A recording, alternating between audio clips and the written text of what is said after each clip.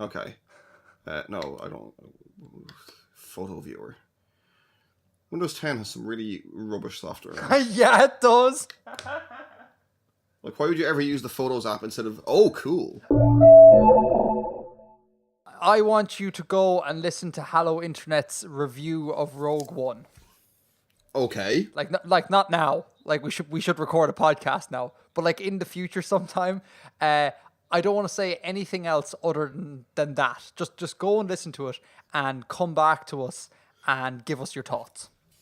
Sure, maybe I'll post on the Reddit thread for this podcast my reaction to that review. Yeah, and I think it'll probably be follow-up worthy in the next show.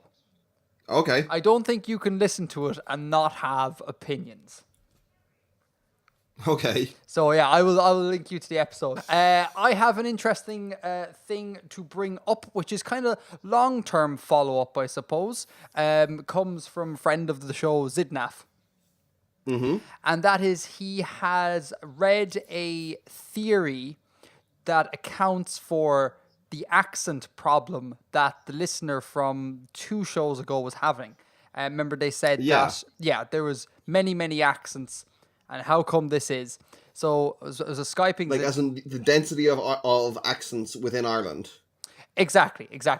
And so Zidnaf was Skyping Zidnaf, and he says there's a theory that wherever a language originates, geographically, surrounding that immediate area, you're going to find the highest concentration of dialectal variation. And the further geographically you go from that epicenter, the less dialectal variation there is. And we see that play out with English. Because like within Great Britain and Ireland, there's obviously a huge amount of dialect, as you know we've discovered in this show, dialectal variation. And then when you move to the States, further away from the epicenter of English, there's much less. And linguists have even used this theory to like reconstruct where the origins of long dead languages were, which I think is really interesting.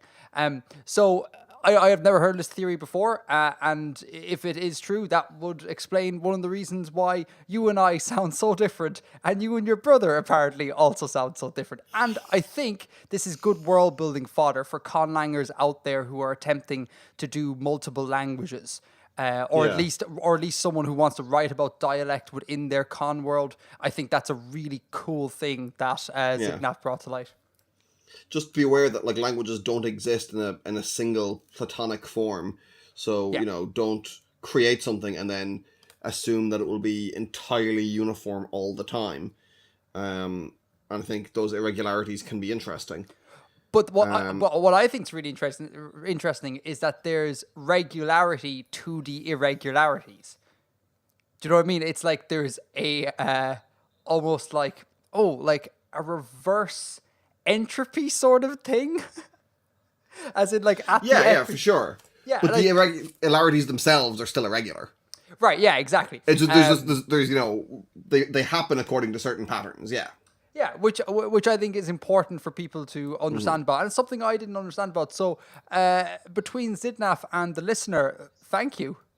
I've learned something new, and I am better for it.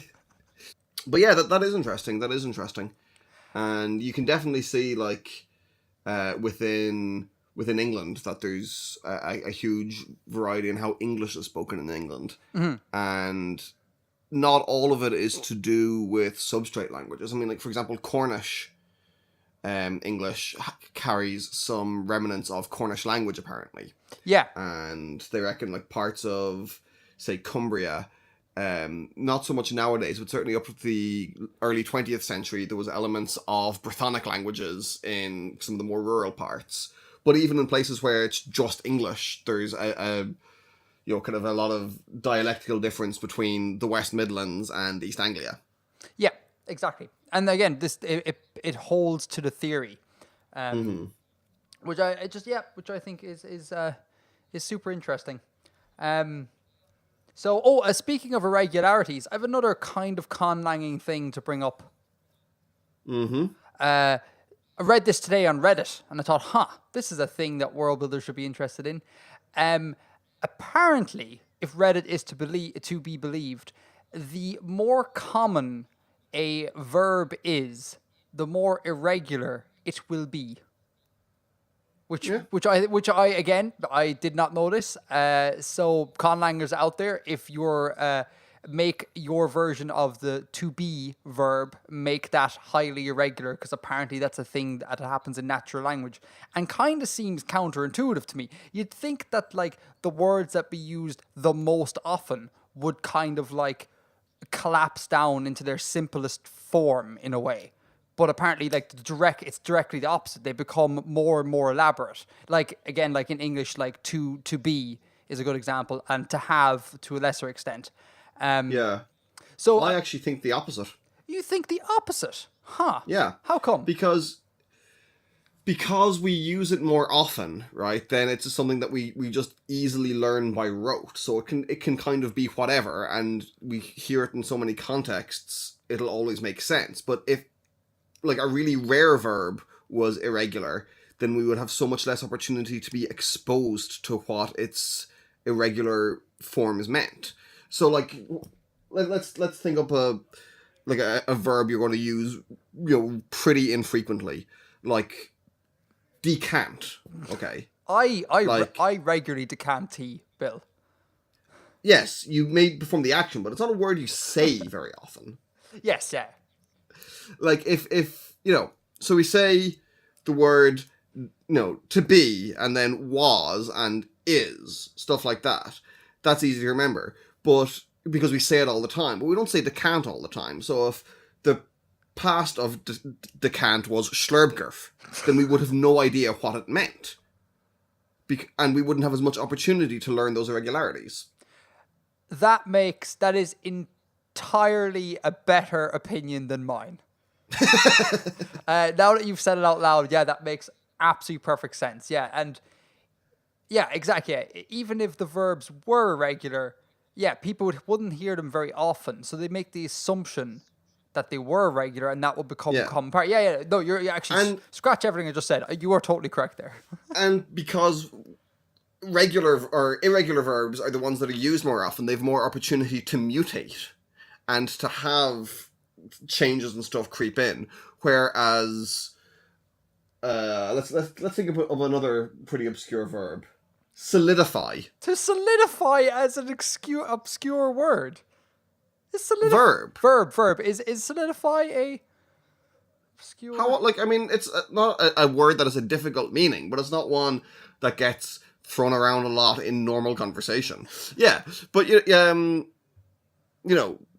that's not going to be used so much that it'll get little changes. Whereas be and sat do and are used. So what's interesting then? I wonder, is this like a pillar of human language?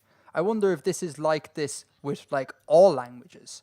Was that not the point that they were making? You said they were making on Reddit that. Well, they didn't make this about all languages. Like no one said that it's part of like the universal theory of human languages or whatever.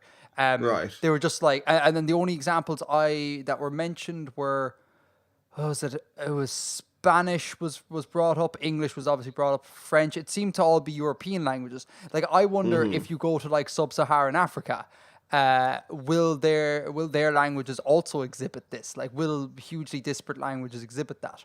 That's interesting. That's a good question. Or another good question from a world building point of view would be to think of a scenario whereby the flip side happens. Like, what could be the triggers that causes the opposite to happen? Like that regularly used verbs or words are regular, and irregularly used verbs are irregular. That's really confusing. You get what I'm driving at, don't you? Yeah, no, I know, I dig what you're saying. I don't know. So I just thought that was interesting, and I think it's a good thing for conlangers to be aware of if they weren't already. Sure. Yeah. All right. Well, that is everything that I can loosely define as being follow-up. Have you got anything? I've got nothing. That's everything covered. That's everything Boom. covered. Insert sound now. Boop. Let's go with the huge flag corner. Huge flag corner. Well, we're not going to do something about huge flags. Didn't you have something to tell me about a huge flag? Oh yeah, I thought I was going to talk to you about this in the green room, but we should probably put it in with the flags, considering it is a flag. Yeah, that's what I thought we were doing. I was in South Korea over the Christmas, and I did not get to go up and see North Korea the previous time I was in South Korea. So we made it a thing to go up and do it this time. So I went up and looked across the South Korean border and saw the gigantic North Korean flagpole. And is this the famous, like, the world, the record-holding one? The record-holding one. And, like, the viewing platform we were on was it was a long way from that North Korean flag. And holy cow, the only thing you could see in the landscape were like mountains and that flag. And it was crazy. And the South Koreans, not to leave them out, they also had a good stab at putting up a incredibly huge flagpole. They just gave up. They put up one, and then the North Koreans put up an even larger one, and they put up an even larger one, and then the North Koreans went to the current record holder, and the South Koreans were like, nah, it's okay, we're done. So I've never seen a larger flag in real life, and I'm kind of happy I got to see it. Let's get some figures here. How tall is the flagpole, do you know? We were on a guided tour, and the tour guide told us this, but I do not remember. He made a comparison, and he said that not really mountain, but this hill, this like very, very, very large hill we're going up to the observatory is less than the height of the flagpole, and everyone on the bus was like, "You're joking," because this was no small hill. So I don't know. Are you Googling? I assume you are. I am Googling it. Yes. A 98-meter tall flagpole, so 323 feet tall flagpole. Yeah, like that's so you know like the forecourt of a petrol station. The forecourt of a petrol station. You know where the pumps are in the petrol station? Yeah. You know that roof over it? Yeah. That's typically 8 meters. Oh. So this is over 12 times as high as that. Well, how do you know the standard dimensions of a petrol station? Because I looked at a sign one time and it said it. Oh, okay. And I just remembered. I love how that's your frame of reference. I would have said because I'm really bad at like judging distances and like physical dimensions of things. It's kind of a gap I have. We talked about this before. You're bad at visualizing things. Well, like if I like look at a room, I find it hard to say how wide the room is and how long, like stuff like that. Listen, this is one of the advantages of growing up with an architect. My father was an architect, and at a young age, he had me not like maliciously, is that the correct word? Learn off dimensions of common household stuff. So when I was really young, I had like the standard dimensions of doors down pat. And the standard opening arc of doors and how wide washing machines generally tend to be. So from a very young age, he had this sort of spatial awareness inbuilt in me. To the point where I would say like the 98-meter things, I don't really need to reference that in my head. I kind of have a feeling of not how high, because rarely ever do you see things that are 98 meters high, but definitely long. Like, I don't need to reference, I don't know, it's weird. I don't need to reference it. I just see it kind of, and I'm like, that is very, very long. Yeah. Edgar? Bill? I've got to say that I made a slight mistake. Oh no. I misread this article. Okay. The South Korean flag was 98 meters tall. I'm going to stop you there, because when you said 98, I was kind of like, that mountain is... like that felt bigger than like 100 meters up in the air we went up. And I was kind of like, oh no, am I going to have to take out the bit about the mountain? And was our tour guide wrong? So the minute you said 98, I was kind of like, that seems small. I thought we were in triple digits, and I thought we were like, what was it, 160 odd meters or something? What are we? 160 meters. Oh, yeah! 1 point to Edgar. 1 point to Edgar, indeed. So that is, yeah, that's longer than 98. Or higher than 98. And was the flag like huge as well? Well, again, you didn't get close enough to really be able to tell, but you could see the flag, and you could see it, and we were a long way away, and you could see it rustling. So it's like, it's gotta be gigantic. And the structural bracing for the flagpole was something to be admired, because obviously it wasn't just a straight up pole, like it was a triangular structure, because they had to brace it. So yeah, things that high, you can't just have like a single thing that high. Yep. A single pole. So yeah, we went and saw the North Korean border. On the subject of those flags, what do you think of the design of those flags? The North Korean and South Korean flags. Yeah. I like them. I think they are excellent flags, and I am particularly fond of North Korea's flag. And for the record, I'm not fond of much else about North Korea. But the flag. You're not a convert to Jewish ideology. I don't know what that is, but I will say no. It's the ideology of North Korea. No, I'm not a convert to that, and it's. Yeah, there's so many things that just it's not a happy place for North Korean people, and it's not happy that South Korean family's been broken up. All that jazz, like it's not great. But just from a strict design point of view, the colors and the composition of the North Korean flag they're really cool. They're really cool. Mm-hmm. The South Korean one I really like just aesthetically, but I feel like if I took the time to learn about what the symbols mean, I feel like I would like it even more. Right. I imagine those lines, they mean something. Like they can't. Oh yeah, they're from the I Ching, I think.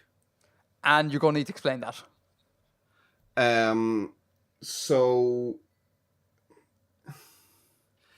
it's I don't know if medieval. I'm going to say medieval or like maybe classical Chinese philosophical text, and it's like the Book of Changes or something, and. Okay.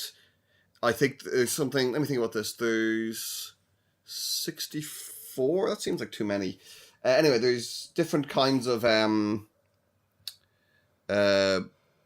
verses in it, and they can refer to different things, and it's used as sort of a philosophical guide. And there's ways to use it as a means of divination and stuff. But one of the ways of encoding the verses in it is by groups of 3 lines, either broken or unbroken. So hold on, that seems like you could only really get 8. How would you get 64? Maybe you need 2 trigrams to be 64. The 64 verses. But yeah, no, like it's a thing you'll see reasonably often. Wait, those trigrams. So those 3 lines, those 4 bundles of 3 lines, they stand for words? Concepts, I don't know if they ideas? mean for words, or they refer they might refer to verses, or maybe they specify specific concepts, and like I get the impression it would be something that's reasonably well known in the culture, that'd be like, oh well, one of the 3 unbroken lines that refers to verse 1, and that's about peace or something, or it's about love or something like that. Okay, all right, well, that's really interesting. Oh, yeah, I like that. It's something to do like that, I think. Oh, I no doubt the Reddit will let us know, and or you can correct yourself and follow up next time. But here, well, I was going to say this in the green room, but I feel like now actually that Korea's come up, it might be a pertinent time to do this. I have 2 more world building things that arose out of my Korea trip. Oh yeah. Yeah, the 2 things about Korea I want to include in future world building efforts of my part. Their naming conventions and a thing inspired by their number convention. Okay. So, naming convention. And I apologize to all South Korean and North Korean, if there happens to be North Korean listeners, for what I'm about to say. If I get it wrong, please correct me in the subreddit. But this is the impression I got from just being in Korea for over the Christmas. Korean names have three parts to them. They have a like Ban Ki-moon. Like Ban Ki-moon or Kim Jong-il. Yeah. All have three parts. The first part is like the surname. It's like our Western surname. And I like to think of it in the grand scheme of things as being like an identifier of the family tree. Okay? Right. The second, this is the bit where I'm not quite sure if I got the order right. The second bit is like, it's a name that identifies what level of the family tree you are on. Right? Okay. So, for example, like if we were in South Korea, myself and my brother would share that same middle name. Right. To identify as us as being on the same that same level of the family tree. And then the last name is the actual like kind of given first name analog. Yeah. So I think that's... So Ban Ki-moon's like name to his friends is Moon. Right, yeah. Okay. And then Ban is the surname, and then Moon is all his siblings would share that. Ki. Sorry, yeah. All the siblings would share that, and that's really cool. It's like a really cool way of a detailed breakdown of who that person is. Okay. I really like that. And it has a bit more flavor to it and a bit more kind of logic to it than just our Western thing where it's like first name and family name.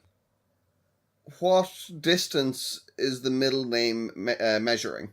Like, how far back are you counting? Back? Yes. Why back? I don't understand why you're using the word back. What are you counting from? For the middle name? Yeah, so you and your brother would have the same middle name. Yeah. Okay, but like... Or is that one that's chosen? Yeah, so that's the impression I get. And again, South Koreans, please do correct me. Oh, because when you said it was the level in the family tree, I thought there was like a system to it, like that you were counting from a common ancestor. Oh, that's interesting. That's not the impression I get. The impression I get that is the firstborn gets like both of them. And then the next one gets the sort of the stratum identifier and then plus their new given name. That's the impression I got. But that's interesting if you think about it like that, where it's preordained almost. Be interesting to find out if that's the system. It seems like that's unwieldy and not people wouldn't stick to it. Why would people stick to it? They get their own sort of be like, I don't want to call my kid what I want, you know? Yeah, but it would be cool, like in a world building setting, or in a world building sense. That kind of system would be cool for, say, an aristocratic family. Yeah. That, you know, you're counting from some common ancestor, like the one that founded the family. Yeah, that's dead right. Like calling your son the third. Yeah, exactly. Except third Bummagra. Except more so. Except more so, and again, just maybe it's biased because everything in the East sounds great and amazing because I think everything in the West is boring. But I just think it's more interesting as well than just being like the third. You have an actual name there as well. Not everything in the West is boring. Most things. I've been in the West for a long time, man. I'm a bit sick of the West. Roller coasters. I've never been on a roller coaster. You've never been on a roller coaster? I have no intention on Why on earth would I go on a roller coaster? They're fun. No, man, that is the opposite of fun. It's like okay, all right. You hand us over some of your money, and for that privilege, we will hurtle you about in like this metal capsule that is like simulates the sort of feelings you might feel if you were going through a really bad like car crash or plane crash. Like I don't want to be hurtled around the place. They don't actually crash, Edgar. No, they don't. Yeah, they simulate. They don't actually go simulate a crash. They don't simulate high speed. They don't go through and have the actual like the finality of the hit, like, but you get all the lurching and why would you want to do that? I don't want. No, that's not my idea. Thrilling. I'm not a thrill seeker at all. Like the captain's all like skydiving, bungee jumping, and I'm kind of like, could I just have a cup of tea and let me pop Yeah, it around I in probably wouldn't Photoshop? do that. I mean, I'd like to have done it, but I don't think I'd enjoy the experience. Yeah, that's true. Actually, yeah, the being able to say you did it is much better than actual doing it, I think. Yeah, So this is, yeah, I'm not a thrill seeker. In any case, Korean world building point 2. the numbers. The numbers. Now, this is definitely not a system from Korea, but it's just inspired by. So, the captain is beginning to up her Korean at the moment, and she was she was learning numbers. There's 2 sets of numbers. Okay. There is a Korean set of numbers, and then I believe it's called a Sino-Chinese set of numbers. And they're 2 totally different sets of Well, numbers. Means Chinese, isn't it? So it'd hardly be Sino-Chinese. That would be like That's what Anglo-English. That's what I remember being written on her chart. I don't know. Interesting. That's not the important point. The important point is that there's 2 sets of numbers, and the captain was telling me all about where the different sets get implemented. And one of the implementations, which is kind of counterintuitive, is minutes are counted in one set, but hours are counted in a different set. Oh, that's interesting. Yeah. Now, again, possibly apocryphal. So correct me in the subreddit, but there are things like this where they employ the different numbers, and it got me thinking about this. And I think a cool thing would be to have a number system, to invent a number system whereby you make a distinction between countable and counted objects, and you employ a different linguistic number system depending on the usage. So I don't understand what that distinction is. So that distinction will be if you are like in the process of counting a thing, you would use one set. But when the like final figure has been determined, you would use another set. Like it is a set thing. Like, so for example, you might go, there are 1, 2, 3, and then say, I don't know, gobbledygook cups on the table. So 1, 2, and 3 are your counting numbers, and then once you have counted and there's some sort of finality to it, you employ a different system. So you could apply, say, like the counting numbers, for example, might be used in finance because there's an inherent sort of counting there. But things like, say, I don't know, floors on a building could be this counted system because it's not like there's a change of floors. Like the 5th floor is always going to be where the 5th floor is going to be. And now I'm not saying that this is a fleshed out idea. No, but it's interesting though. Yeah, and it's a thing that crops up in mathematics a lot. Like the idea of countable, like a series or a set that is countable versus not countable. And it'd be cool to linguistically have that distinction in everyday language. And it'd be really interesting if that could like meaningfully work in a culture. I think that's an interesting idea. It's not. It doesn't seem like the same distinction as countable and not countable, because obviously you're counting something and then you're just using a different word for what you've counted to. Yeah. This is what I think of in my head when I think of that. I'm not saying that that's actually what's going on. I don't have better words to describe what's going on in my head. But yeah. 2 things come to mind. Okay, point number 2. Well, the second one is that there's certainly there used to be, I think it's probably extinct at this stage, there used to be a counting pattern in Northern England. Okay. Used by shepherds, and it was to count sheep. And instead of counting 1, 2, 3, the system went Yan, Tan, Tethra. Okay. And this went up to 20.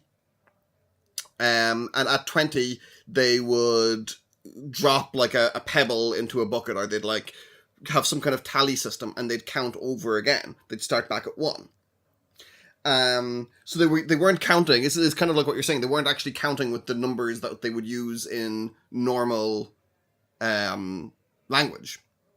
They wouldn't say that there were like tether apples. They'd say there were 3 apples. But when counting sheep, they had this alternative system, and it was a very easy way of keeping track because you wouldn't have to like have an exact number each time. You just have to know what you ended up on. So you ended up with 5 pebbles and then 10 sheep. That would be 102. But it's easier to keep track if you're just counting to 20 over and over. And it's easier to notice the disparity more quickly. And so, sorry, just to be clear, they had standard English. They had 1, 2, 3, 4, 5 the whole way up. Yes. Well, I mean, they spoke dialectical English. They weren't RP speakers. They were speaking like Yorkshire dialect or Cumbrian dialect or whatever. Right. But yeah, they had 1, 2, 3 in other contexts. And then the Yantan tetherer was just a completely different nomenclature for it. Yeah, as far as I know. That's really interesting. And it's thought, I actually was thinking of this earlier, it's thought to be a holdover from Brythonic languages. That it's something that is there from kind of Celtic times. That's interesting. Yeah. It always interests me when we hear of dead counting systems, or I'm presuming dead in this case. They tend to be always in weird bases. They tend to be in like 12 or 20, and then Maya in arguably 60. That always fascinates me, and I always wonder, like, why did they choose 20? Like, I don't understand. Like, I can make a good case for choosing 12. I can't understand the initial conditions that sets it up for a 20. But there you go. What would be initial conditions for 12? Well, the way you would teach someone how to count in dozenal would be to use the the sections of the finger in between the wrinkles. Do you understand what I'm saying? Right. But then would you not like use 14 because you've got 14 on each hand? No. Your thumb is your counter. Oh, okay. So you go 1, 2, 3. That's interesting. Yeah, change finger, and it's that I think that's how base 12 cultures work. But there's no. I don't understand where there's a 20 breakdown on like. Hold on. 1, 2. Bill starts counting ears and eyes and. No, hold on. So you've got 10 fingers, right, in total. Right. Start with all of them down, right? Mm-hmm. Like with your palms facing you, and then make 2 fists. I'm doing as you say. Okay. Your left thumb, raise your left thumb. That's 1. Mm-hmm. Left index finger is 2. Mm-hmm. Left middle finger is 3, right? And then we go on with all of our fingers extended. That's 10. Yeah. Put your left thumb down and keep everything else up. That's 11. Left index finger down is 12. Left middle finger down is 13. And then all of them back down again. Yeah. You get back to 20. Yeah. Now, you're not distinguishing between 0 and 20, but it's still a way of... I'm sure there's some way you could do that. Yeah, that makes sense, actually. Yeah, I hadn't considered that. There's something weird about counting and putting down fingers. Like, that seems like the opposite motion you should do when counting. Do you know what I mean? Like, you're meant to, like, put something up, like 1, you know what I mean? As opposed to collapse. Or then you could treat it as each one as having 2 states, halfway up and fully up. Yeah, you could do that as well. Yeah, that's true. Yeah, there you go. There's one way of doing base 20. Yeah, there you go. Bill has now solved my my conundrum on on cultures that count in base 20. No, but that's a really interesting point about the shepherds. I like that. Learn something new. And I'm going to recommend a piece of music here. Okay. Should look up a song called Old Molly Metcalf, which is by Molly Metcalf. A singer from the 20th century, a singer and guitarist from Yorkshire called Jake Thackeray, someone I'm very interested in anyway, and he does a lot of the stuff is actually very funny. But this is just a song about a sheep minder who was a sort of an ancestor of his, who would have spoken in this dialect and would have used this counting system. Cool. Does the counting system feature in the song? Yes. He actually, in most versions of it, he actually has a little spoken word bit beforehand where he explains what he's talking about, and he explains, Molly Metcalf was my, great aunt or whatever. and he goes through. I'll read out the whole one if you want. And then he sings it, and he works the first 5 into the song. Huh. Don't read it out. We'll stick it in the show notes. Let people find out. Yeah. I'll have a look, and sure, follow up might happen in the next show. Mm-hmm. Okay. So I said I had 2 points. Oh Jesus! Yeah. What's your first point? My first point is a much shorter one, which I'm learning a little bit of Welsh at the moment. Uh-huh. And Welsh has 2 ways of reckoning numbers, which I'm not fully sure of the details yet because I'm still quite early on in my Welsh studies. But it has a decimal system, like in English and everything else, and it also has what's the word for base 20? Is it vigesimal or something? Oh, I have no idea. Yes, vigesimal system, like in French. You know how French is like, you've got 20, and then 40 is like 220, and then 60 is 60 for some reason. So wait, hang on. So Welsh has a base 20 overlay over the decimal system. Yeah. They're used in different contexts, and I'm not sure exactly what the contexts are. I haven't really gotten to using the vigesimal system yet. Just base 20. The base 20 system yet.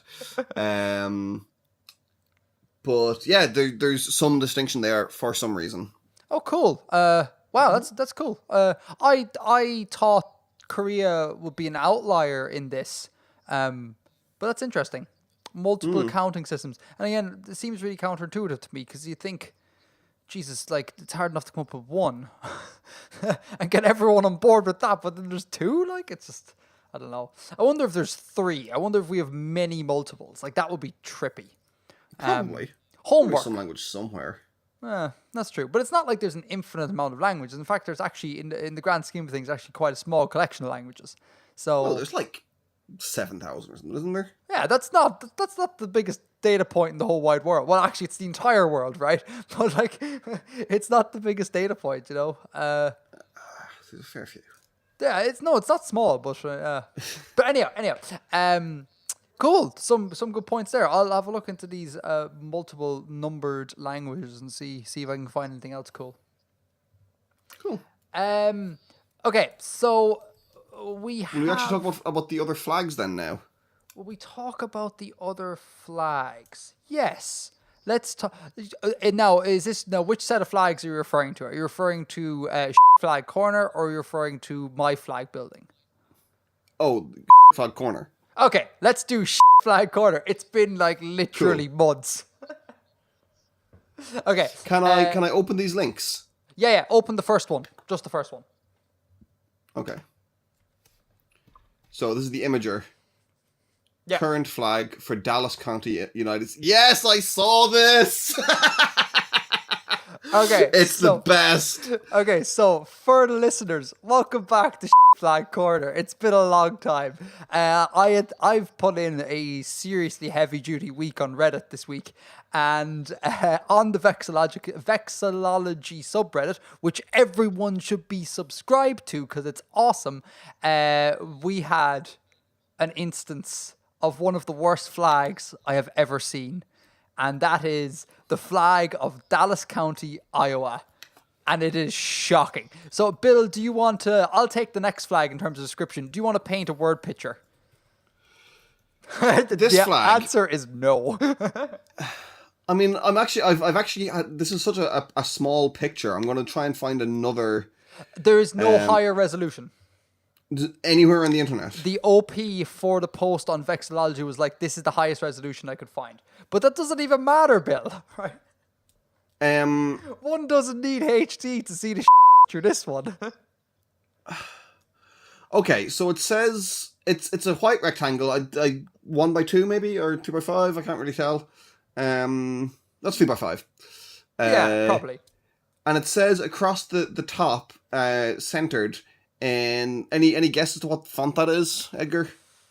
Oh, I don't know. Some reasonably bold font. Yeah, some serify sort of font, and it says Dallas County. It says Dallas County. Now, below that, there are, I guess, what could be 5 separate vignettes and then a little logo at the bottom, or it might be 6 vignettes, one of which is very small. And okay, we'll work around these. We'll go clockwise, and then we'll do the one in the middle. So we've got in the top left, something Clark House, something of something, and then dates. That's written in more text below it. So we have the Clark House appears to be, it's like a house, like a big country house. So there is so in the top left hand corner there's a big black and white sketch of a country house with more incredibly fine print text and dates below it. Yeah. All right. So top right. Top right, some Dr. J.B. Prenton. Yeah, could be. No. Home and office. Home and office. Okay, so this is written under another sketch of another black and white sketch of a house. So that's obviously Dr. J.B. Prenton's office. That is the local doctors, I'm assuming. I guess so, or maybe someone in the history could of Dallas County was what I get. Now, below that, I'm going to say, like, it is a person. It is a person. That's undeniable. Beyond that, I'm not going to make any claims. I don't know what it is they're wearing. That hat is extremely interesting. Something Clark Kinbeck?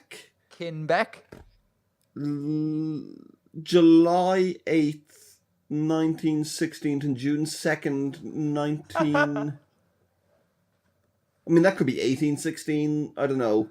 Certainly something teen.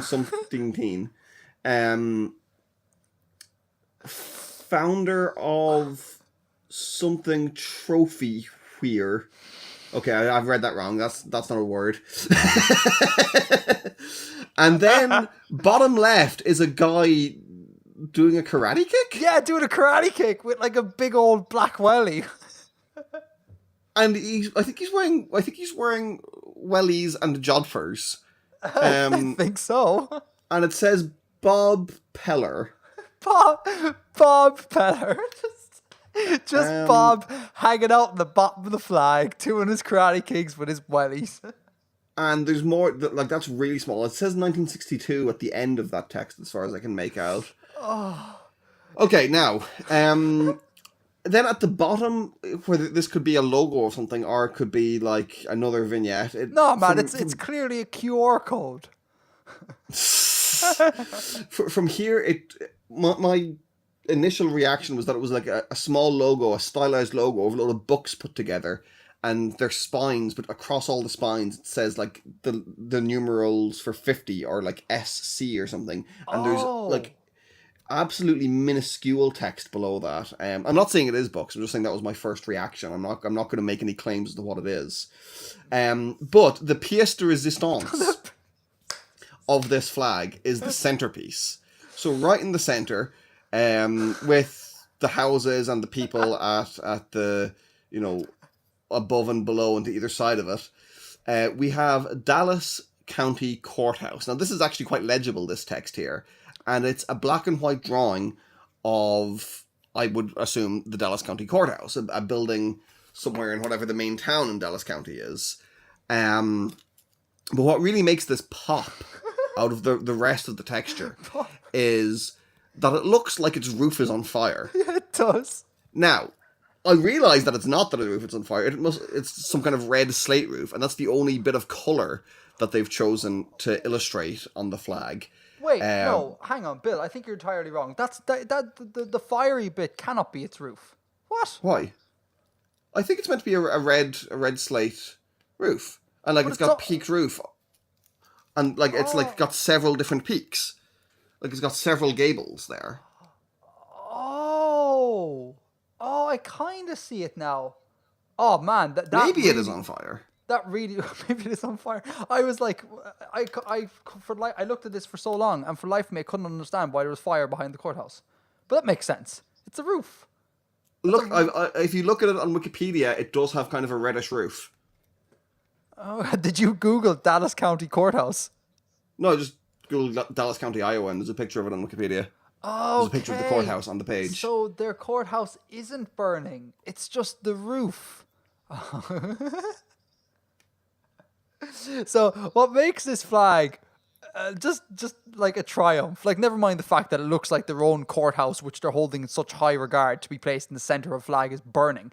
It's just like, it just holds the books of flag design up, the principles of flag design, and it just kind of like just puts a torch to it and lets it burn in the hand. Like, it's just like do you know the way like no text on a flag? You want no text on a flag? We'll give you all the text. Like, there is 1, 2, 3, 4, 5 lines, 6, 7 lines of English text on this, right? And then it's like, oh, you should never put a date on a flag. We will give you all the dates, and there's an additional 1, 2, 3, 4, possibly 5 or 6 lines of just dates.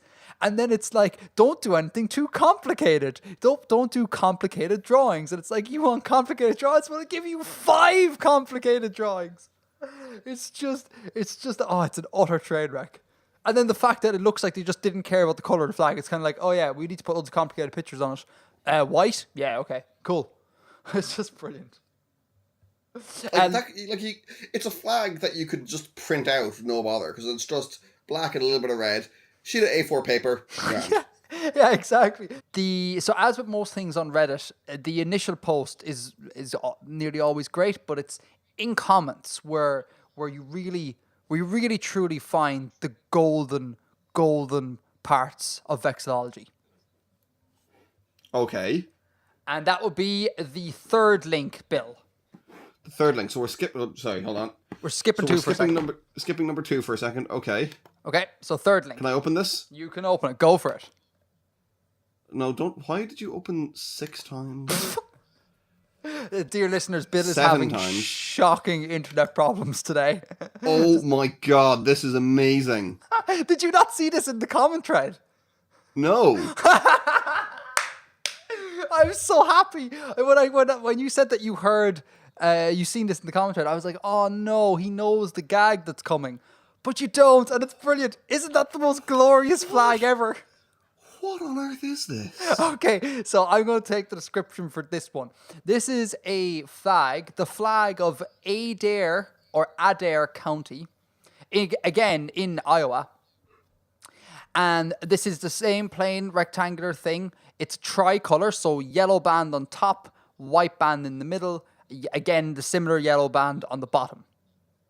In the top yellow band, we have in giant text Adair or Adair, and in the bottom yellow band, we have Iowa. So we all know what's going on. Mm-hmm. In the middle is where the magic happens.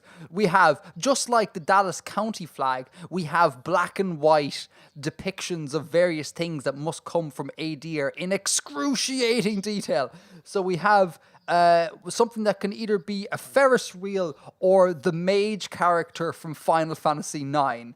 That's on the far left on the flagpole side of the flag. Okay. And then we have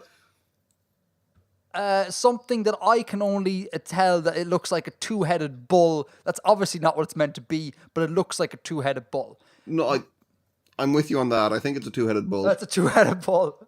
I'm going to skip the thing in the center. We'll leave the best to last. Moving over, we have a tractor, plain and simple tractor. And then we have, to counterbalance the sort of rural agrarian route sort of thing, we have a plane.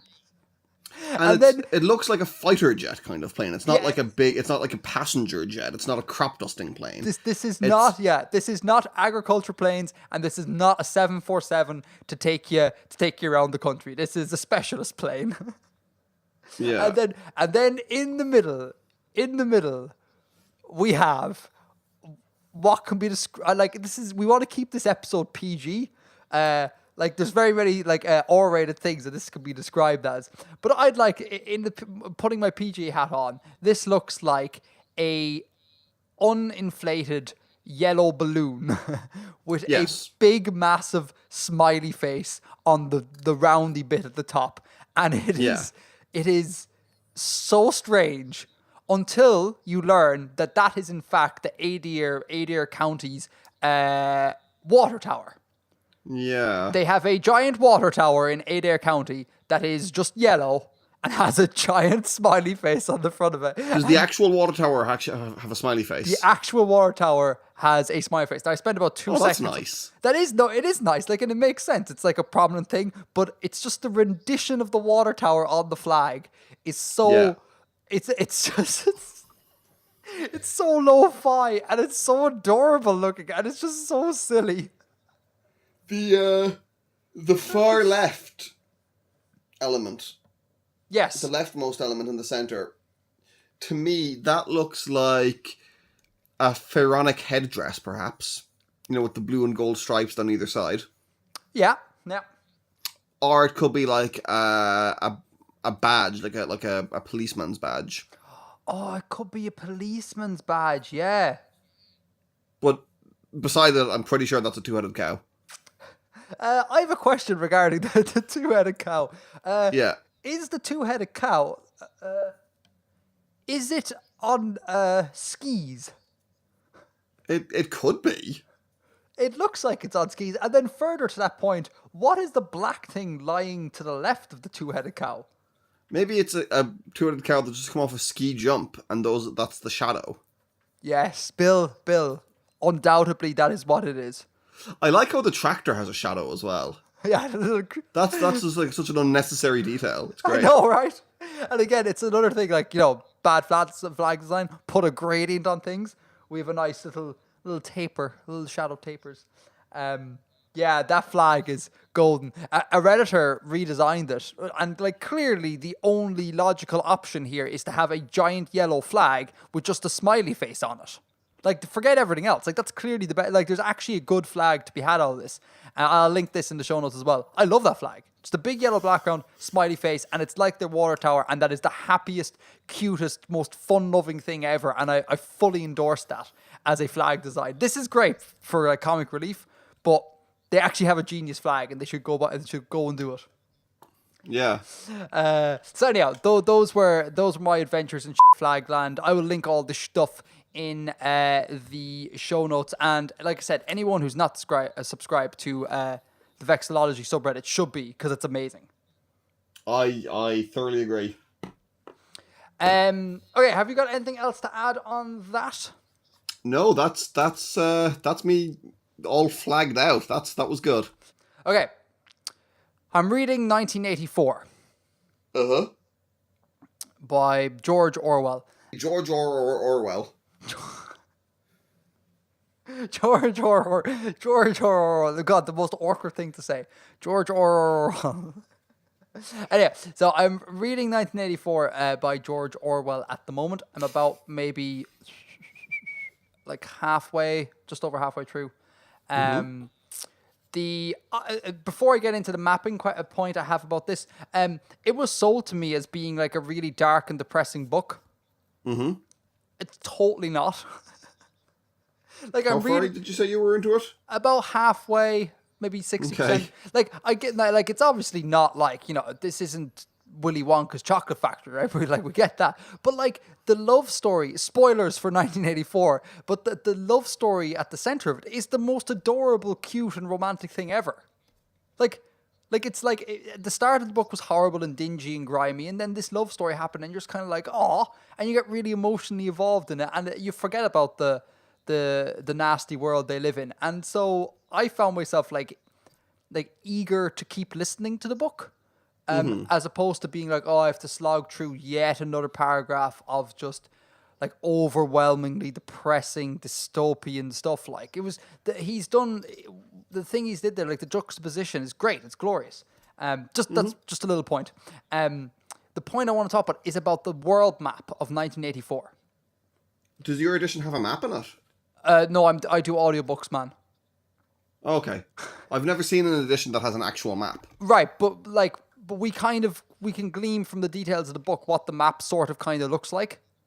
Okay. Like, it's like we have Ireland, there's England. a very specific description at one point. Right. Of how, okay. of how great. everything is divided up. Yeah. Right. So your thought, like, every time they mention like Eurasia or East Yeah. Asia and Oceania, I'm always a little bit taken out of the book, right? And I try to figure out why that was. And part of me, for no good reason, just thinks that this breakdown of territories is a little bit unrealistic. Eurasia, totally on board with. I can totally see Russia just coming in and taking mainland Europe.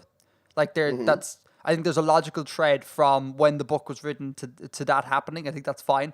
The idea of East Asia, so China and surrounding, like up into Manchuria and down into Southeast Asia, combining as one, totally fine. What I'm not fine with is Oceania. It's like, okay, I get like England and the States. I totally get that. And then as a proxy, you know, Ireland being a close neighbor might go with it. And then down through the Americas. I don't understand how Australia and just South Africa tagged along in that thing. I don't understand how that would happen. And I don't understand why necessarily those territories would stay. I don't know. And again, I've no good reason to feel this way about it. Like, I should just accept it and be fine. But something about it just it makes me feel weird. So I was wondering, what do you think about this? Well, the why of it is just seems really apparent to me. What is the why of it? Why South Africa and Australia would be part of this polity? Are we going to talk Commonwealth? Yeah, they're British. Yeah. The defining thing here is INGSOC, like English socialism. It's part of the Anglo world, and particularly at the 40s. Well, then hang on. Well, okay. Well, in that case, then surely South America is the outlier. Like South America is part of Oceania as well, is it? Yeah. According to the maps I have seen, and yeah. Yeah.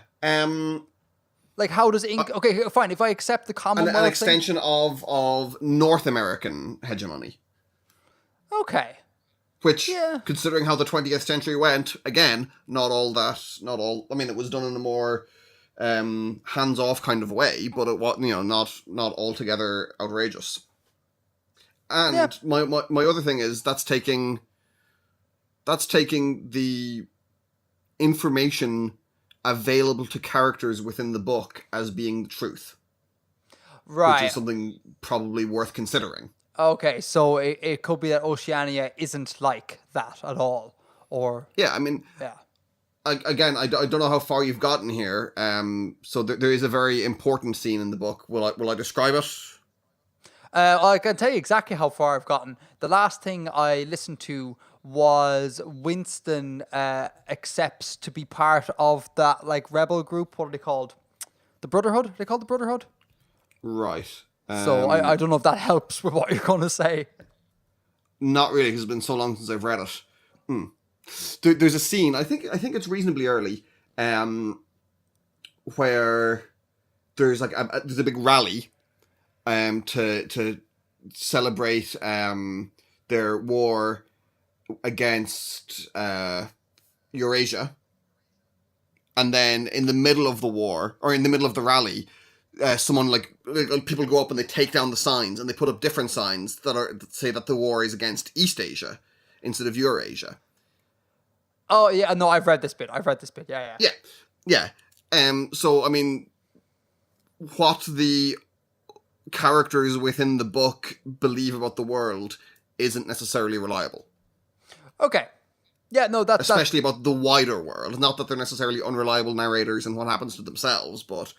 Yeah, no, definitely, that's true. I agree with that. I definitely agree with that.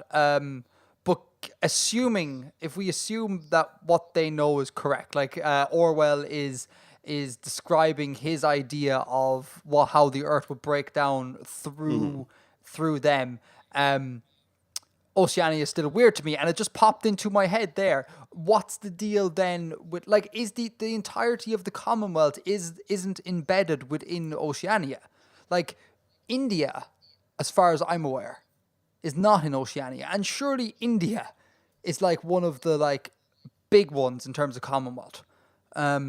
Sure, I mean, it Or was kind of historically. the jewel in the crown of the empire or whatever. Right. But I Like, as think far as I'm aware, it's in the disputed zone. yeah, as far as I'm aware, it's in the disputed zone, and that disputed zone now, this is basically like a war zone. Is it? This is the zone where like everyone is just claiming this. Like all the hegemonies are trying to just get at it. I think so. Okay. Yeah, But I no, mean, consider its proximity to the other. Like, I mean, the other two powers have a lot of access there, and I mean, it's a historically not a ridiculous situation. If you look at the history of the 19th century and the vying for control of Central Asia. I mean, you're just moving it a bit further south, but there's Afghanistan could very easily have been part of British India if a few historical things had gone differently. yeah, okay. So South Africa and Australia are quite isolated in terms of the rest of the big powers in the world. So they're free of that sort of interference. That makes sense. Do you like what George Orwell has done with it? Like, when you read the book, did you have any sort of comments or thoughts on the political breakdown sort of nature of it? Well, I was like 13, so it's been a while. It's been a while. Okay, yeah, that's fair enough. I mean, I would say now that it's a little bit if you take that at face value, it's a little bit overly simplistic. But I think what he's saying with the book, and even from an in-universe point of view, what the characters actually the access to information that characters have goes a long way towards justifying that. Okay. It's obviously wrong because 1984 turned out to be entirely different. So throw away the book and start again. Okay, that's all I wanted to bring up. I just wanted to see what you thought about the map. Yeah. Bill, I hear you did some mapping over the course of the Christmas. I certainly did. Certainly did. And prior to us recording, Bill sent me a map, so I am going to open it up. And while I'm doing that, do you want to paint a word picture for the listeners? Okay, this is a map of a small town or a village. Okay. It is to briefly describe or to explain what's going on in the map. I intend to have a slightly better version of the map when this goes live. Mm-hmm. We're working from a draft here. The line running across most of the top is a very high cliff, an escarpment. Okay. There's a river running from the top left down towards the lower right. And then there's a couple of small streams done in blue that feed into that river. Okay, this is the river that flows into the Medicine Cup. From the Medicine Cup. Links in the show notes as usual for everyone. Yeah. Okay. Oh, so the village is at the base of these cliffs. Yes, the village is below these cliffs. It is below this escarpment. So then I take it then that the Medicine Cup has some sort of waterfall coming out of it. There's a waterfall just beyond the what is shown on the map in the top left. The waterfall is up there. Okay. Yeah, so the Medicine Cup is a turbulent pool at the bottom of the waterfall. Okay, yeah, and the cliffs kind of wrap around it. Yeah. Yeah. Okay, with you. Okay, and then do you want to explain what the big stump, the top stump, and the wide stump is? This is. So they're three rock formations. They're like little mesas or stacks. Okay. All right. Okay. Yeah. And what sort of scale are we dealing with here when you say little? I don't have a good numerical answer for that. Well, okay. Are these okay, how do I put it? Okay, no, actually. Well, let me think. I do have in the accompanying description. I say that the cliffs are the height of 20 men or more. Hold on, I'll Google I'll open the document and see what I said about the cliffs. So the cliff is the height of 50 men or more. So the stumps are less high than that. Let's say around 40. The height of about 40 men. Okay. So the cliffs are 50 men high and the stumps are some undefined, well, some 40. Okay, all right, cool. Got that. 40-ish. And the river winds its way through them, and then we obviously hit the village at the bottom right-hand corner of your map. Well, yes, that's the edge of the village at the bottom right-hand corner. It's built in this triangular wedge between the cliff and the river. And it's quite sparsely sparse. It's spread out. Okay, so we have here a fruit orchard. I think that's fairly self-explanatory. With a little river that flows into a square-like structure. No, again, from a square structure. Sorry, from. Yeah, sorry, no, yeah, sorry, from. So what is that? Is that some sort of building? Yeah, it's a sort of a wooden palisade, and inside it there's like a little barracks and halls and sheds and things. Oh, so that's quite a large structure. Yeah, I guess. Okay. And then coming out of that, we have roads, I see. And then what are the circular things? The circular things are the houses. That's a very interesting arrangement of houses, sir. Is there what's going on there? What are they in, like, city blocks? Does it look like a city block? No, they're just kind of individually built dwellings around kind of communal land used for small scale agriculture. Okay. And then the X's so people are like some sort of grow vegetables or like keep animals or whatever on you can see there's kind of 4-ish plots.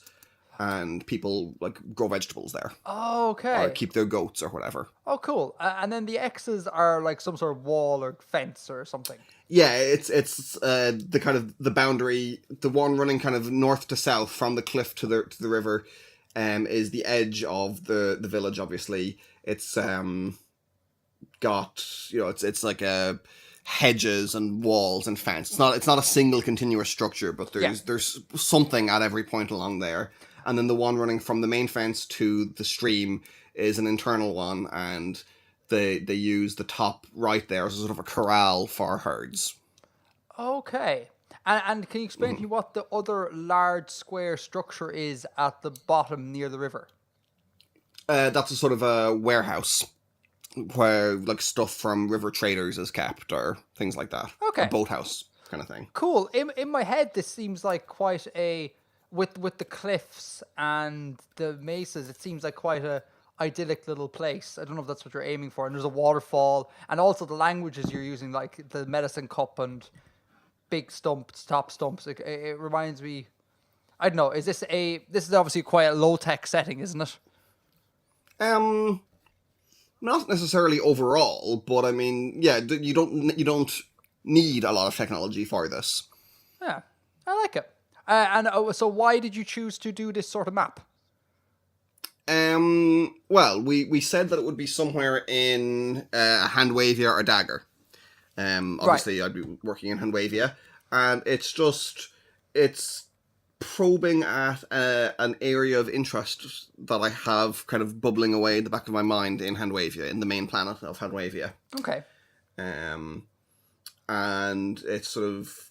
It originally arose from a kind of a set piece scene that I came up with, which involved the waterfall, and it's drifted away from that a fair amount. But that was kind of the initial impulse. Okay, and what's the name of the town? Hapa. Say again. Hapa. Well, it's kind of like a back of the throat fricative. Hapa. Hapa. And then you have to articulate both P's. Hap. Oh, so it's like happa. Yeah, but it's a little bit faster than that, like the way they do like the doubled consonants in Finnish, I think. Oh, cool. Okay, all right. So that's the sort of visual description of what's going on. Bill also, before we start recording, sent me a small piece of prose to describe the sort of world building around it, the sort of story behind it. And if I can summarize, the thing I got from this, and links in the show notes, so everyone goes check it out. This is a town that is about to be conquered by some almighty force. And is this a thinly veiled idea of like the Columbian Exchange sort of thing? Like, is this the mighty like England or Portugal analog coming along and just pillaging the Americas? There is a sort of an empire with violent intentions in another land. It's not really as no, it's not really analogous to the conquistadors. Okay, so you've spent the Christmas constructing this small town Japa, and that is unfortunately under the scrutiny of a big, massive empire and may be subject to invasion really soon. Well, there's one plan. There's certainly there. The idea is that this is written by an ambassador or kind of a spy who's sort of scouting out this other country. And for anyone making up potential plans. For anyone who has missed this, Bill's writing when it comes to his world building is always done in universe by characters in the setting, and it's through them that we always learn what's going on. Not exclusively when it comes to Handwavia, but with my main project, yes, and mostly with Handwavia. So am I to assume that this map then, Bill, is the drawings of this scout? Yes, exactly. Very interesting. I like that. So a scout has been dispatched and he has lived amongst... See, he's obviously lived amongst the people for a bit because he has some detail going on this map. Mm-hmm. Oh, that's really grim. The scout has come, lived amongst the people, mapped the place, like learned their nomenclature and he's learned their... Like, yeah, he's learned about them and he's still, I'm assuming, going to go back and deliver the report, and then these poor people are going to be potentially wiped out or taken over or subject to cholera. Potentially. Oh, that's really so Jesus, Bill. That's really dark. I like the. I don't know if this is deliberate, and maybe I'm reading too much into it. I really like this idea of it's the kind of your settlement is like enshrouded in cliffs, and there's like this gorgeous waterfall. It seems quite idyllic. And the fact that is juxtaposed with the nasty intentions of these outsiders, I think that's really cool. Whether or not it's intentional, I don't know. But yeah, that's cool. I'm interested in people's answers. I won't necessarily give a yes or no if you've got an answer here for this now, but I'm interested to what do people think I'm getting at, or what are my inspirations geographically and culturally. So I am going to give answers here in part. I was going to ask, what are your inspirations behind these mesas? Like they seem more than just like, oh, I'll throw down a random river and here's some boundaries or whatever. There seems to be some sort of thought there. I don't have any context to be like, what's he drawing on there? The initial impression I get from just looking at the map, and again, especially the fact that you've called the little pool the medicine cup, I'm thinking that this is a sort of Native American analog settlement. Okay. That's what I know. I realize your question's rhetorical, you're not going to answer, but that's what I get from it. And I'm finding it difficult. I feel like I have headcanon now for invasion, Western invasion, and I feel like this is all a big look into that and examination of that. So I will leave it up to subreddit. Sorry, go on. I may need to rewrite it because I intended to imply that they're from the same landmass, these people and the author of the document. Yeah, but you can still. It's irrelevant. It's some outsider who sounds like they have, who sounds like they feel maybe superior to these people because they're studying them. Is writing a document to be posted back to thing for people to invade. Like it's irrelevant as to whether or not there's a sea in between. Like that's just okay. I think that's just nitpicky details. In my head, I'm thinking I'm thinking Columbian Exchange. Let's see what the subreddit says. So have a look at the map. Have a look what's going on. Have a read of the little. It's a very very brief little document. It's like one A4 page, something like that. I'll tell you now. How many words it is? It's 800 words. It's 800 words long. It's not a big read. Have a read and let us know and in the subreddit and see what people think. Do you have anything else you want to elucidate on there, Bill? No, I think I'm reasonably happy with how I've presented this. You did pick up that this is intended to be something that's been drawn by the scout, or by someone among his staff. I'm not an artist, so I'm not going to pretend to, like, when I was tasked with making a map, I'm not going to make a detailed city plan or, professional cartography. And something done in the field by a scout seemed more appropriate to my artistic abilities. Yeah, totally.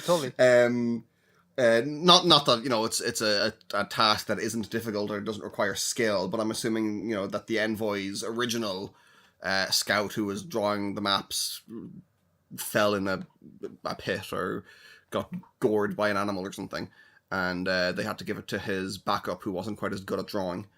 That's the story there. I love the way you do that. Like, I don't do this at all in my world building. Like, my world building is so sterile compared to yours. It's just kind of like, I have an idea and I just want to execute it. Thank you very much for the compliment.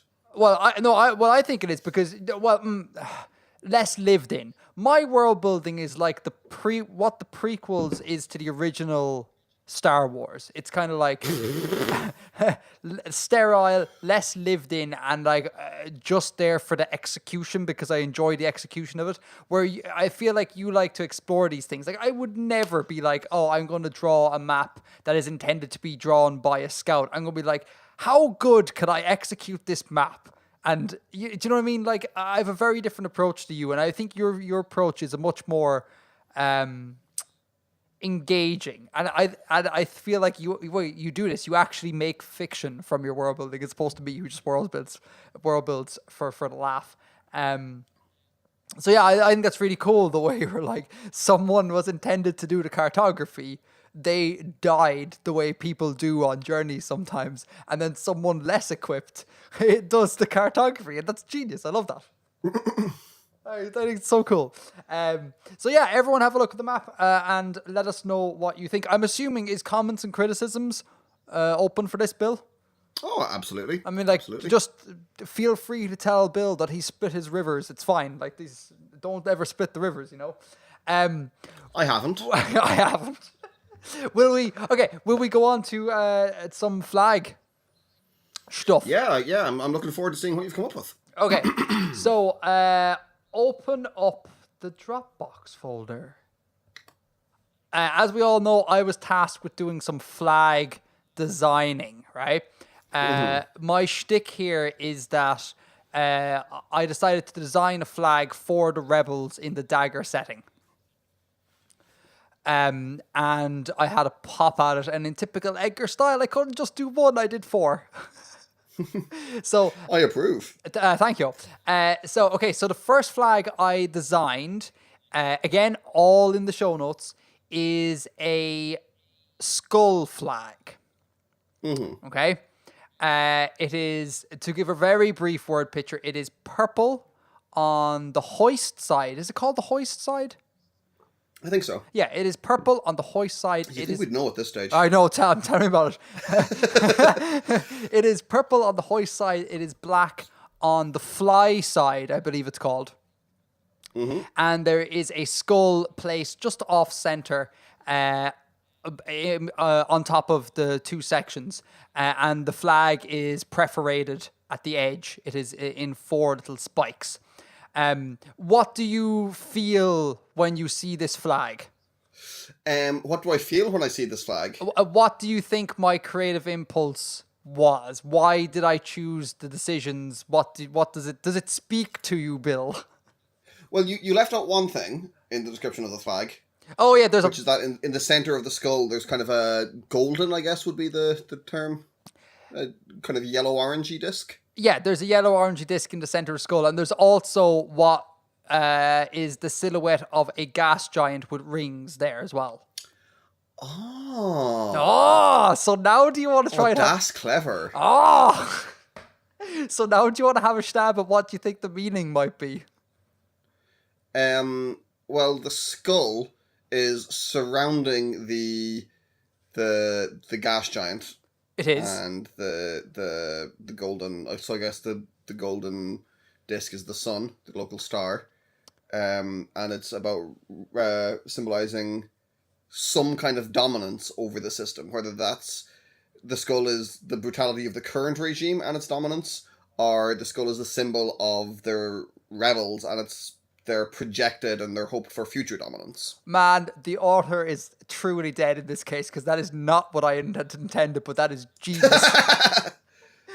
Yeah, no, my thoughts were just simply I had to try and put down on the flag the sort of main pillars of everything we said in the podcast. That is, there is a gas giant, and the osteomancy, the skull is just bones. Yeah. That's it.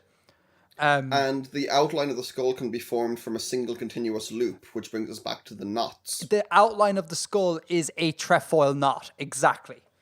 It's exactly a trefoil knot. It is. I spent too long trying to figure out how to draw a skull how to draw a trefoil knot in the shape of a skull. But that right there is a trefoil knot skull. And then the TT bit. What do you think of the TT bit? Does that?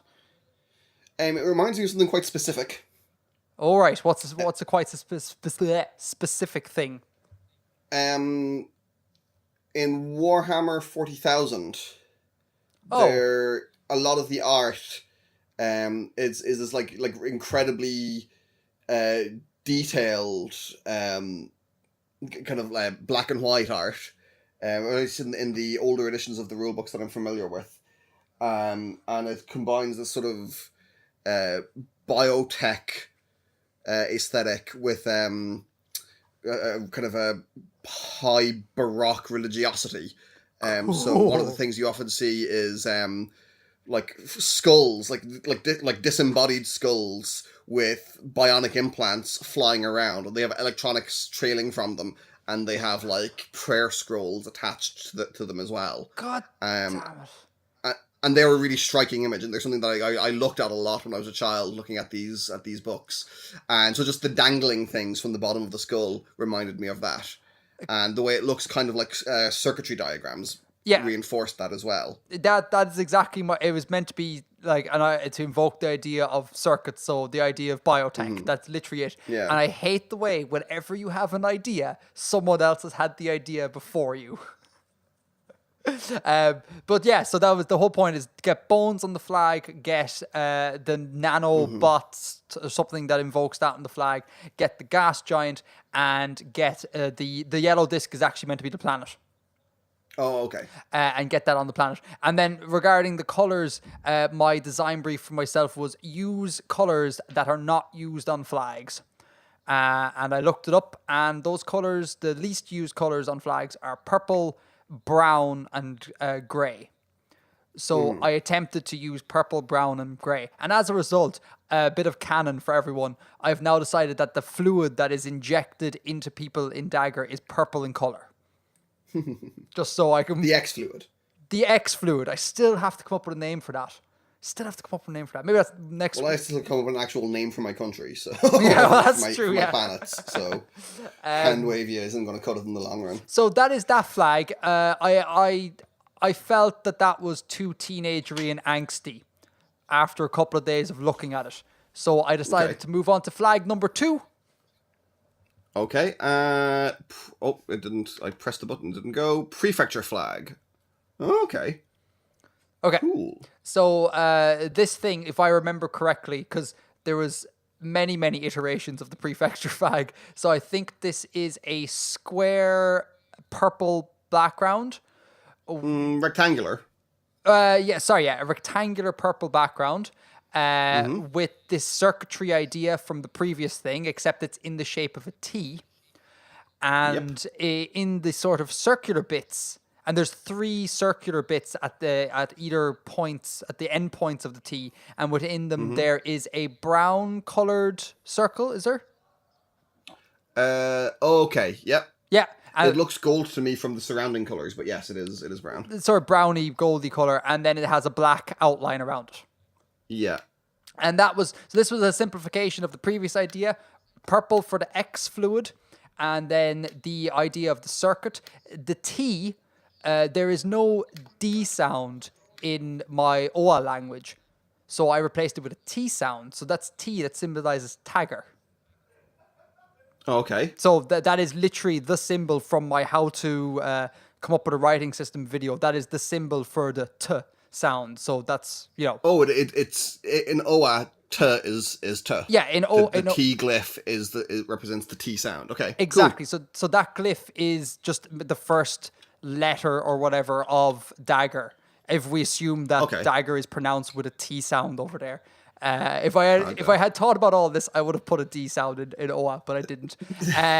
And then the three endpoints worked out perfectly because that's 3 suns in there, and then the outline is a binary system and a distant companion. And then the outlines around them, you could see that as they are in front of 3 other planets, which I've also included before. So that's how that flag arose out, which I kind of like better. This flag, it's less angsty.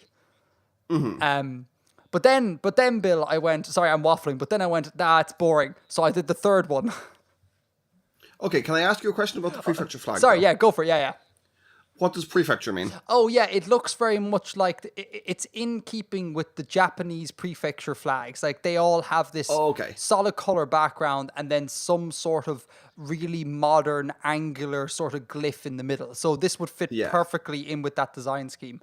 Yeah. So that's why... As far as I remember, I quite like a lot of those flags. They're kind of... They're doing a specific thing that other flags don't really do, and they do it quite well. They do a great job of saying, we have a design brief for the country, stick to it, but be unique. And everyone sticks to it, but everyone's really unique. Some of them are better than others. Like, some of them are absolutely golden. Like, Tokyo is just a great flag. Some of them are a little bit dodgy, but others are just ingenious. The way they morph is it called Kanja, the writing system? Could be. The way they morph their glyphs into this stylized logo like in the middle is just amazing. So anyway, I wonder, is it still legible to like fluent Japanese readers? I'd imagine so. Like you can twist English glyphs around something serious before they're like the Disney logo, for example. You can imagine people like, say, in China going, I wonder if that's still legible to English people. Like, our brain is amazingly equipped for spotting patterns and noticing these things. So I got bored with that. Too boring. Okay. And went on to number 3. The pennant flag. Oh. So number 3 is a pennant flag. Mm-hmm. And so for the listeners, I'm really sorry to the listeners because it just dawned on me now that this is probably the most visual show we've ever done. But for the listeners, this is the same concept as the prefecture flag from before. So the T sound, the T glyph, it is flipped. It is rotated 90 degrees, and it is placed at the hoist end of the flag. But with the kind of the crossbar at the hoist. With the crossbar at the hoist, exactly. And running perpendicular to the hoist. No, parallel to the hoist. Sorry. Yes, sorry, and running parallel to the hoist. And but the key difference here is that the flag is in the shape of a pennant. It's called a pennant. In particular, I think it's called a swallowtail pennant, which is basically like a triangular shaped flag with a triangular indent on it. Anyone from the States will know this from the Ohio state flag. It uses this design. So that basically I just tried to get away from the rectangular shape, and I quite like that flag. I dig that of all of them. I really like. I enjoy that shape, and I kind of wish more flags be that shape. And no in-universe reason, just like literally, I like that shape. What are your thoughts? Fair enough. Yeah, I quite like it. So then I was kind of like, yeah, I think I got it. That's gonna be my flag. But then I got bored, so I did number 4. Oh. Okay, so number 4 has an interesting Genesis. Like I said, I had a busy week on Reddit, lots of time on the vexillology subreddit, and one person on the subreddit posted up a picture of the flag of Leninogorsky district, Tatarstan, Russia. Okay. Right? Which effectively uses the shape I have used here, that sort of tapering, kind of swallowy sort of shape. I've literally lifted it from that flag because that flag is class. It'll be in the show notes. You should check it out. And this flag is meant to symbolize the injection of X. So the shape of it is meant to literally invoke a syringe. And then the purple is meant to be the actual X fluid coming out. And then the thin white line is the actual needle. So that's what this flag does. And again, it's got the pennant shape because I was like, I'm sick of rectangular shaped flags. So that was my vexillological rant. I'm sorry, I talked lots. No, not at all. What do you think? Do you have any, just looking at them really quickly, do you have any favorites or anything that you think is worth exploring further? I like the idea of just using the pennant flag just because. And that appeals to my sense of world building, because you're undercutting the assumptions about flags, that flags will be this shape. And this is kind of the reason I didn't choose a flag, is because I'd need to sit down and consider would the cultures that I'm creating within Handwavia use flags? Is that a thing that would be relevant to them? I'd actually, because it's quite a specific cultural idea, and it's one that I wouldn't consider to be universal, and then to give them, so to take that and think, okay, well, they've got flags, but just for the sake of it, I'm going to make them this other shape normally, or play with the shapes as a creative element. I really approve of. So yeah, I like that. Does the injection flag have a in-universe use, or is it just a design project for you? Well, the in-universe use is it would work as their flag. Like, I'm not saying... As whose flag? As the Rebels flag. I'm not saying all four of these flags are in-universe. They are the four I've decided are somewhat okay, and I'll pick one going forward. Right. Oh, so each of these is intended to be the Rebel flag? Yeah, each of these can be the Rebel flag, yeah. Right. I thought that you came up with a few different flags for different things. Oh, jeez, no. These are just the best of the iterations. And I was like, right, I found it hard to eliminate them. It was kind of like, but I would like to talk about the trefoil knot skull. And then I liked the idea of the Japanese prefecture. Oh, and then this badass flag came on the subreddit. So yeah, they were the best four. Knowing that, do you have any sort of feelings as to which you would like to see hung up in the lair of the Rebels? The first one is the most rebellion-y. Yeah, it really is. Yeah, it really is. I would say, I think the third one, the prefecture pennant. Oh, so you and I are kind of on the same page there. Oh, that's interesting. Yeah. I like that one. I was leaning towards the prefecture pennant. What do you think of the idea of purple as being the colour for Rebels? I have no issue with that. Okay, like that was an interesting thing I found, because rebellions and stuff, they're always like red colors, like aggressive colors. Very hard to get away from that color meaning. And like purple in my head is still a color of lavish and riches. And I realize it's so easy to get away from that. You can just be like, I talked about this on an Artifexian video. Purple, just make purple be a easily producible color. Make some plant in a world produce purple flowers, and everyone has purple. Like peasants have purple, as opposed to the way it is on Earth. But it's still like because we are human and we're earthbound, we have this ingrained meaning for purple, and it was very hard working with that, I found. Yeah, and of course, like it can carry whatever symbolism in universe. And as you said, your idea was that the injected fluid that they use as part of their warfare is this color. is the fluid only that color? Like the X used by the government for other purposes isn't purple? Oh, I would imagine then, yeah, the X used by the government isn't. Yeah, Okay. definitely not. Because that would, I mean, leave it open, at least in the flag sense, of making a different colored flag. Yeah. Yeah, definitely. And from a visual point, I just think about like a film. It would be, it's a good visual cue to like have different color stuff. I'd imagine the government's one would be like a very very pale neon-y blue, like a very clinical, clean sort of look. Yeah.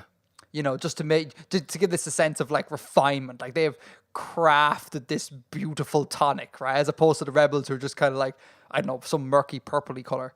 But even then, when you consider color meaning, it feels weird to be like the dodgy product is the purple product. You know, it's just, I don't know. It's kind of weird. But as regards revolutionary flags and colors, the French flag is of course a revolutionary flag. the current French flag.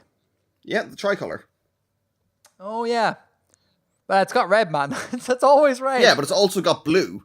And I think that, I don't know how accurate this is, but a common explanation for it is that white was the colour of the king of the whatever dynasty it was, of that family and of royal power, and blue and red are the colours of Paris, and it's the king being between and thus controlled by the people of Paris. Oh, I did not know that. I always thought it was something like blue equals freedom, white equals peace, red equals like oppression, warfare sort of thing. I always thought that was the same sort of tricolour symbolism that goes on everywhere. But that's interesting. Yeah. That's a really nice treatment of the tricolour. I really enjoy that. Huh. Yeah, it's cool, isn't it? And again, it might not be necessarily the truth, but it is a story that exists about it, which is just as interesting and just as relevant for our purposes. Oh yeah, totally. Yeah, definitely. I'd love to be able to design something like a tricolour, like something that is so incredibly easy, but just works. Like I tried that at the very start. I was like, let's just try and make like a 2-colored flag and be happy with that. And it's really difficult. And lots of people give the country flags a lot of shtick for being really plain.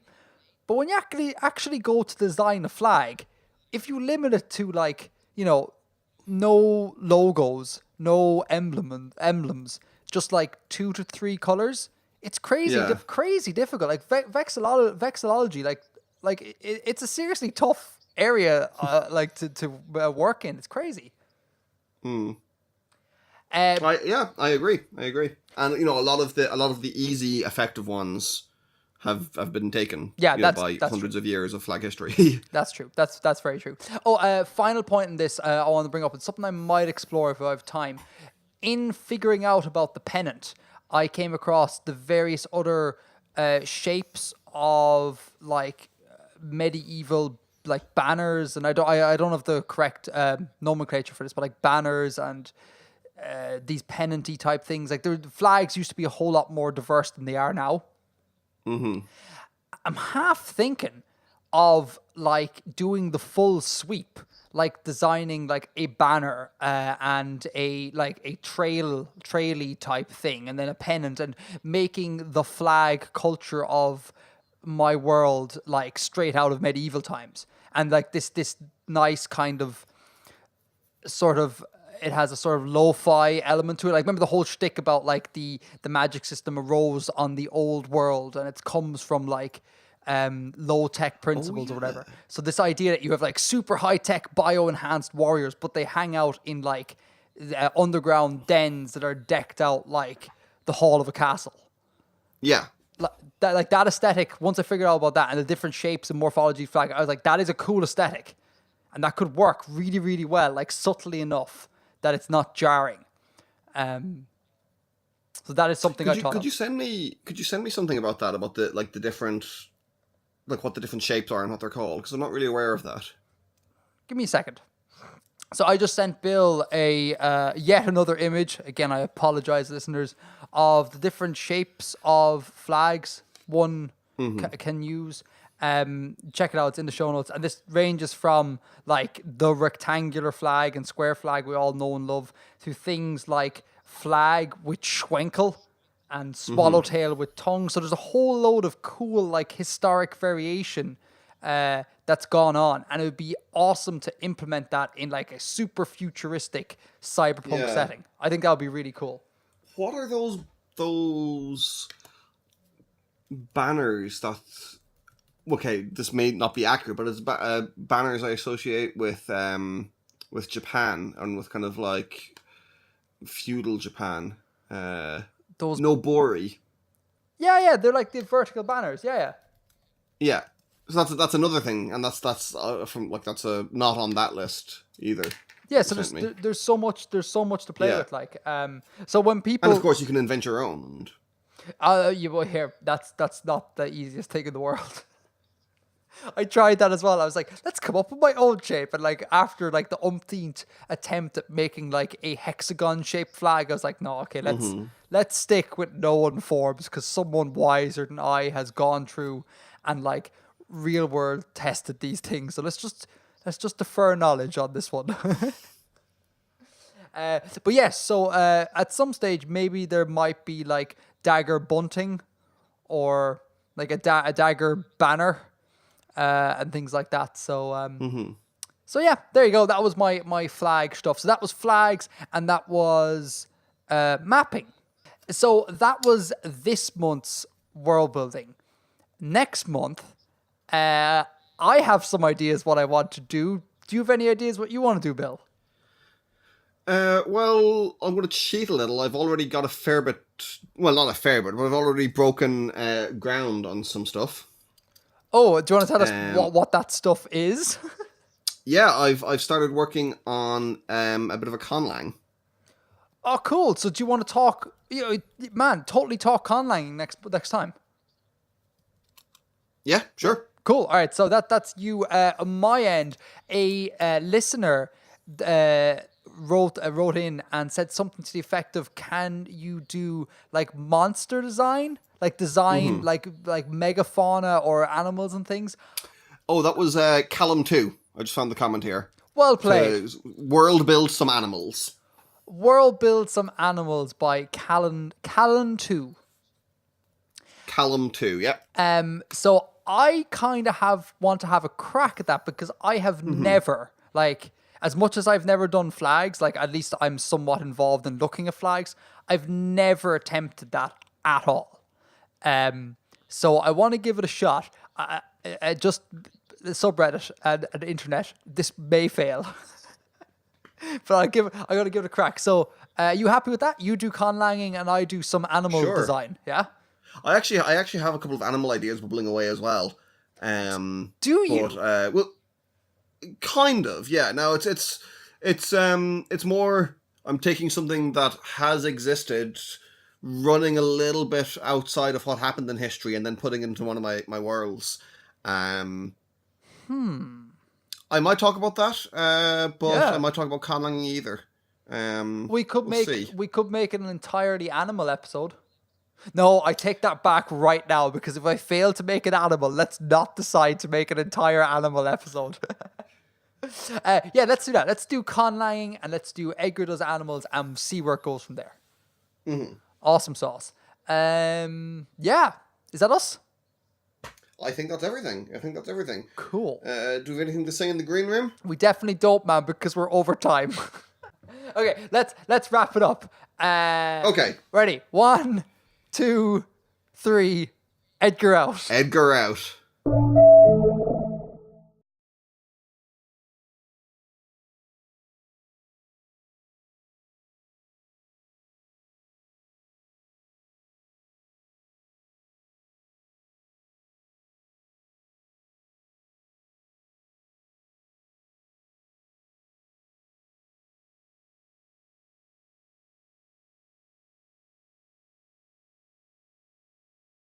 And while I'm doing that, do you want to paint a word picture for the listeners?